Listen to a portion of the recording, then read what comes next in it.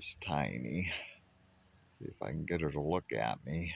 Tiny, sweetie, will you look at me so I can see the top of your head? Nope. There you go. Well, sorta. Of course, I was moving at the moment. Top of her head got really dark, and it happened like all of a sudden. Look at that.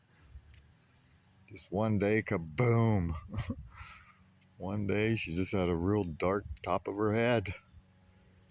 And snout, they're still molting.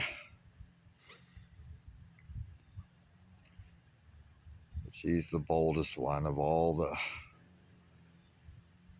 15 or 20 deer that come around here. I've known her since she was a little fawn.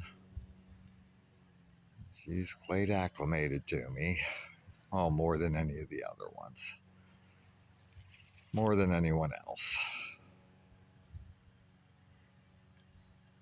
Hi, sweetie. Hi, Tiny. Hi, little one.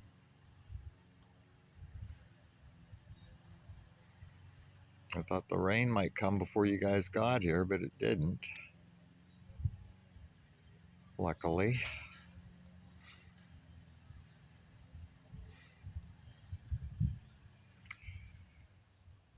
But you're a yearling now, baby.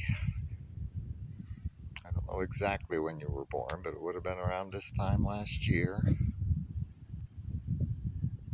You're a year old.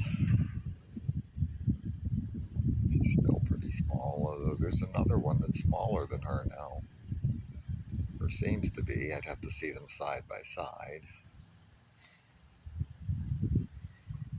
She is the boldest and the least afraid of me, least concerned about me. But we're pretty well acquainted. Her and her, she was part of a set of twins, and her and her sister used to come during the day sometimes last summer, all by themselves, or sometimes with their mom, old girl. You gonna give me one last look, honey, before I stop recording? Look at me one more time?